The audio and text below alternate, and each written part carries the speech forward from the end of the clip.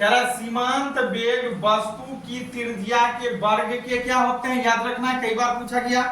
सीमांत वेग जो होता है, कह रहा सीमांत वेग वस्तु की त्रिज्या के वर्ग के क्या होते हैं, तो याद रखना है अनुकर्मानुपाती होते हैं, समानुकर्मानुपाती नहीं बल्कि क्या होता है अनुकर्मानुपाती होते हैं। आगे देखिए, कह रहा द्रव का ऐसा प्रवाह जिसमें द्रव का, कह रहा द्रव का ऐसा प्रवाह जिसमें द्रव्य का प्रत्येक कण एक ही बिंदु से गुजरते हैं या जुड़ते हैं। तो यहां गुजरे, याद रखना है गुजरे, तो क्या कहलाएगा, धारा रेखीय प्रवाह कहलाएगा। धारा रेखीय प्रवाह में होता क्या है, याद रखना है, धारा रेखीय प्रवाह में क्या होता है कि द्रव का जो प्रवाह होता है जिसमें द्रव का प्रत्येक कण एक ही बिंदु पर क्या होते हैं, गुजरते हैं, तो उसको क्या कहलाएंगे, वो क्या कहलाएंगे, धारा रेखीय प्रवाह कहलाएंगे। चलिए आगे देखिए,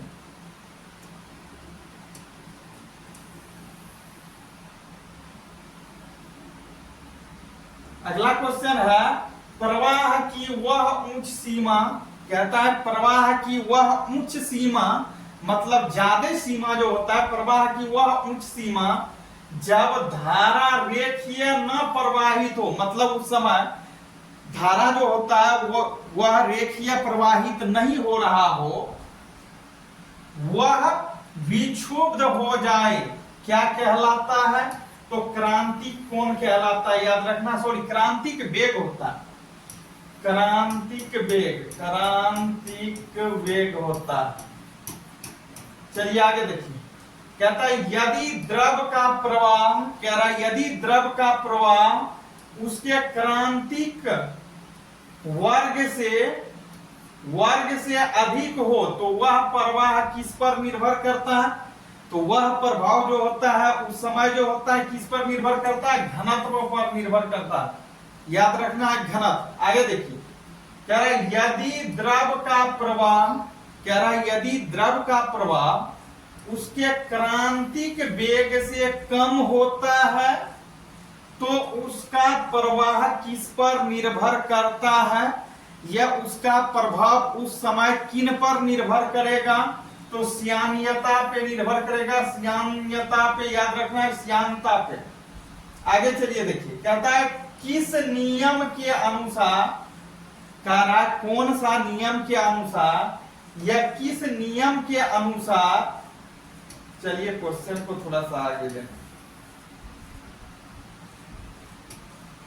कह रहा है किस नियम के अनुसार कोई आदर्श तरल क्या हुआ, अच्छा सा, तो कह रहा है किस नियम के अनुसार कोई आदर्श तरल किसी नली में धारा रेखीय प्रवाह, धारा याद रखना है, धारा रेखीय प्रवाह में बहता है तो इसके मार्ग के प्रत्येक बिंदु पर इसके या इसके एकांक द्रव्यमान की कुल ऊर्जा नियत रहती है। तो याद रखना है बर्नौली का नियम, याद रखना है बर्नौली साहब के नियम के अनुसार होता है। आगे देखिए, कह रहा क्षैतिज पाइप में किसी तरल की प्रवाह की दर को किस में या किस से मापा जाता है, याद रखना है, कह रहा क्षैतिज पाइप में किसी तरल की प्रवाह की दर को किस में मापते हैं, तो याद रखना वेंट्रीमीटर में मापते हैं, वेंट्रीमीटर। आगे देखें, कह रहा किसी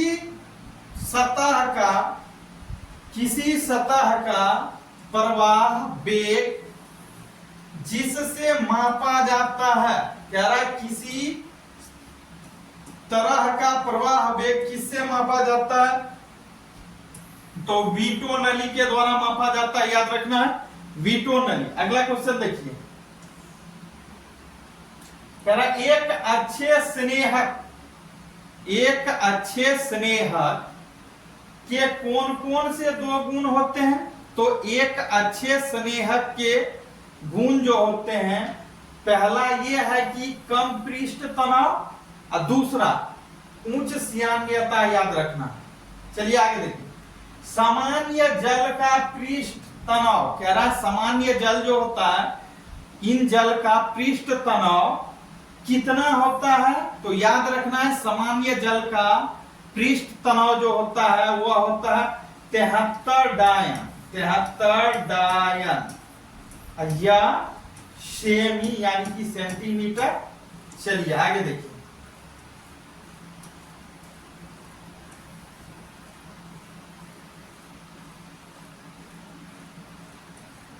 आगे क्वेश्चन है 20 डिग्री सेंटीग्रेड, याद रखना है 20 डिग्री सेंटीग्रेड पर जल की श्यानता कितनी होती है?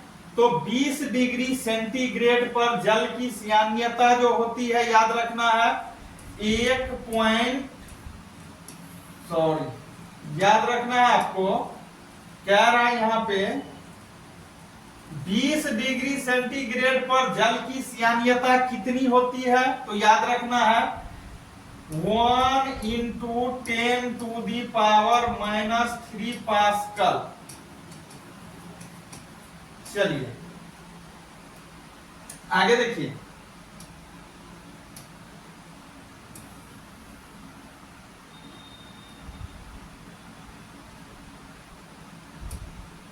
आगे क्वेश्चन है, कह रहा पदार्थ का वह गुण जिसके कारण वस्तु पर लगने, कहता पदार्थ का वह गुण जिसके कारण वस्तु पर लगने वाले बाह्य बल, कह रहा वस्तु पर लगने वाले बाह्य बल, वस्तु पे लगने वाले बाह्य बल क्या होता है?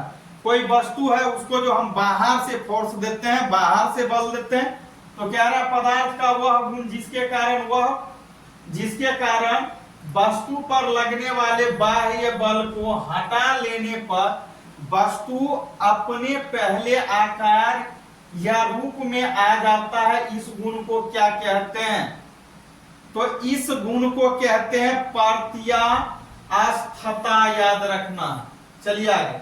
कह रहा पदार्थ का वह गुण जिसके कारण वस्तु, कह रहा पदार्थ का वह गुण जिसके कारण वस्तु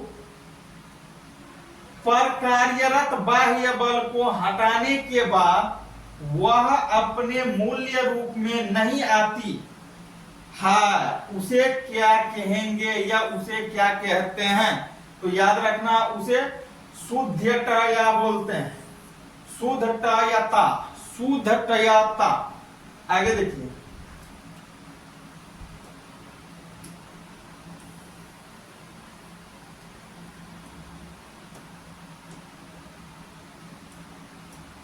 आगे क्वेश्चन है प्रति एकांक क्षेत्रफल पर लगने वाले आंतरिक बल को क्या कहते हैं? तो प्रति एकांक क्षेत्रफल पर लगने वाली क्रियाशील बल को याद रखना है दाब बोलते हैं, लेकिन यहां क्या कह रहा है क्वेश्चन? प्रति एकांक क्षेत्रफल पर लगने वाले आंतरिक बल को क्या कहेंगे? तो आंतरिक बल को यहां क्या बोलेंगे? प्रतिबल बोलेंगे। और प्रतिबल बराबर सूत्र क्या होता है? याद रखना है बल क्षेत्रफल, बल बटे क्षेत्रफल। आगे देखिए। कहता है प्रतिबल का मात्रक, प्रतिबल का मात्रक क्या होता है? तो याद रखना है न्यूटन या मीटर स्क्वायर। आगे देखिए। कहता है विकृति कैसी राशि है? विकृति किस प्रकार की राशि है पूछा गया है। तो विकृति विमाहीन है, विमाहीन मतलब विमाहीन है, याद रखना है आपको। चलिए आगे देखिए।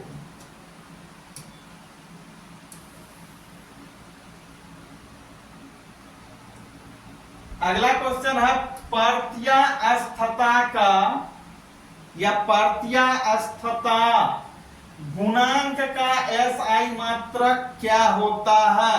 तो आपको याद रखना है प्रत्यास्थता का गुणांक का एसआई मात्रक जो होता है न्यूटन होता है या मीटर स्क्वायर। आपको याद रखना है न्यूटन प्रति मीटर स्क्वायर, न्यूटन प्रति मीटर स्क्वायर। चलिए आगे देखिए।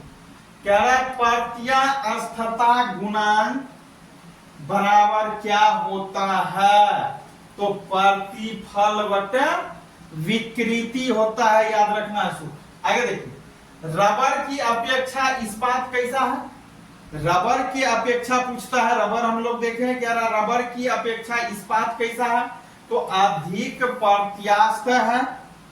आगे देखिए, कह रहा कोई कण एक निश्चित समय अंतराल में, कह रहा कोई कण एक निश्चित समय अंतराल में एक निश्चित पथ पर बार बार अपने गति को दोहराती है या दोहराता है, तो इस गति को क्या कहते हैं या क्या बोलेंगे? क्वेश्चन फिर से देखिए, कह रहा है कोई कण एक निश्चित समय अंतराल में एक निश्चित पथ पर, पथ मीन्स रास्ता, रास्ता भी निश्चित है, तो कह रहा है कोई कण एक निश्चित समय अंतराल में एक निश्चित पथ पर बार बार अपनी गति को दोहराता है, यानी कि पुनरावृत्ति करता है, तो इस